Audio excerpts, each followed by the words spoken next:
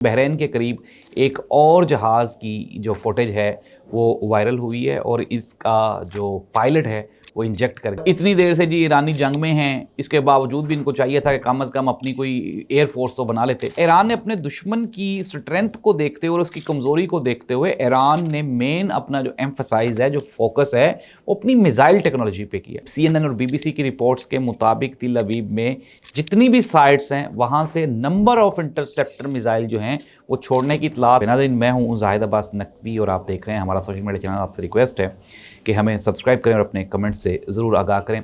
Iran, Israel, America जंग का आज 7वां रोज़ है। इंतहाई अहम डेवलपमेंट्स क्या क्या हैं वो हम आपके साथ शेयर करेंगे।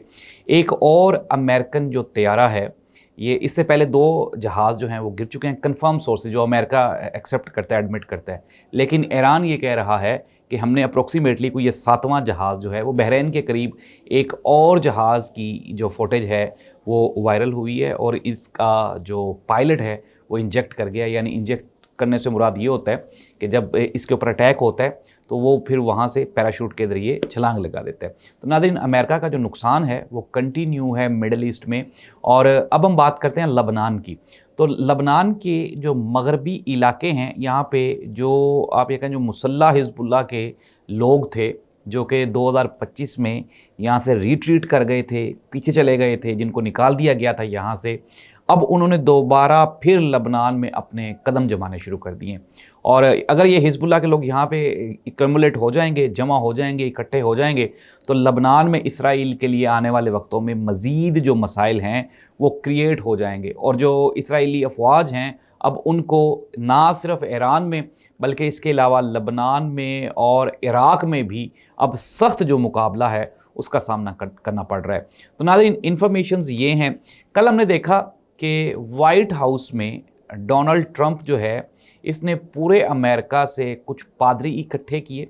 उन पादरियों ने जो मजहबी रसूमात हैं डोनाल्ड ट्रंप की वो अदा की। और बज़ाहिर ये लग रहा है कि जो डोनाल्ड ट्रंप है उसको शायद अब ये कंफर्म हो गया है कि वो ईरान इसराइल वाली ये जो जंग है इसमें बुरी तरह फंस चुका है। और ये जो मजहबी रसूमात हैं इनका मकसद सिर्फ़ और सिर्फ, जिस तरह वो कहते हैं ना, मजहबी टच देना है।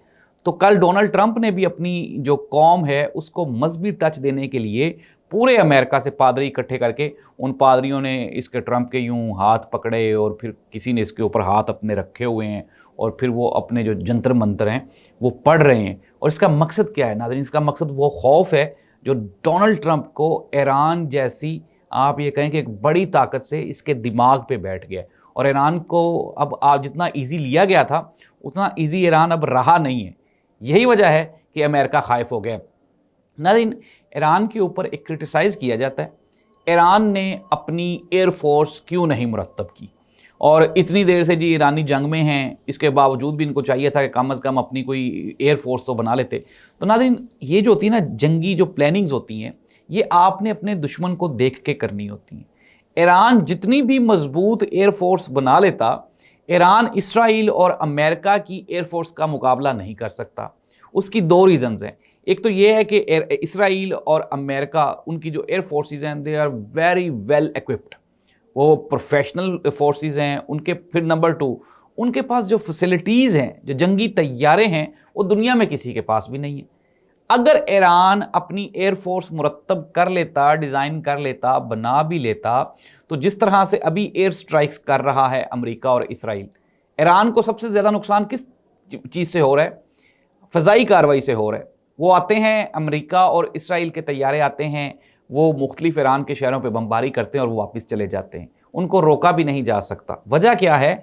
वजह सिंपल है कि ईरान की जो एयर फोर्स पावर्स हैं वो कम है।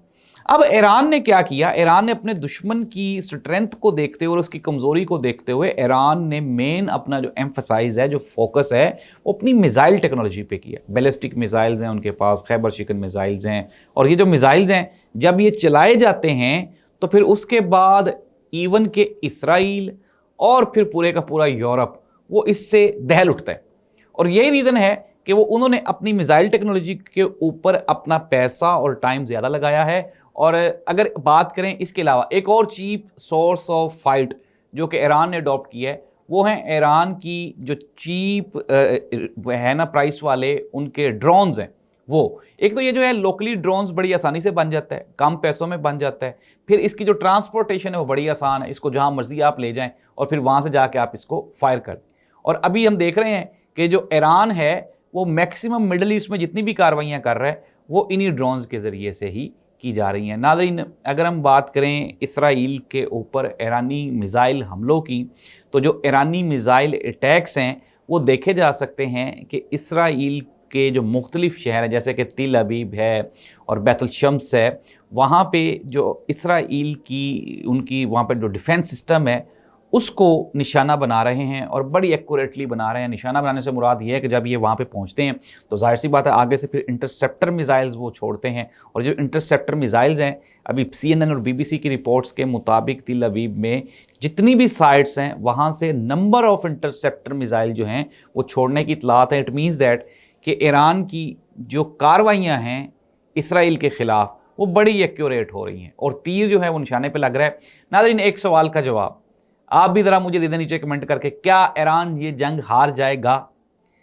अब मैं आपको बता देता हूँ किसका जवाब है नहीं, बिल्कुल भी नहीं। बिकॉज कि अगर हम बात करें मुकम्मल जंग के नताइज की तो वो कभी भी अमेरिका के हक़ में नहीं आ सकते, इसराइल के हक़ में नहीं आ सकते, और ये जो ईरान जो जंग लड़ रहा है ये वो कभी भी नहीं हारेगा। इसकी सबसे बड़ी वजह ये है, मैंने आप देख लें कि 7 दिनों की जितनी भी कार्रवाइयाँ आपके सामने रखी हैं, इतना शदीद नुकसान होने के बावजूद भी आप जंग हारते कब हैं? आप जंग तब हारते हैं जब आपका मुखालिफ फरीक अपने जो उसके मकासद होते हैं वो अचीव कर ले या फिर आप अपनी हार मान लें।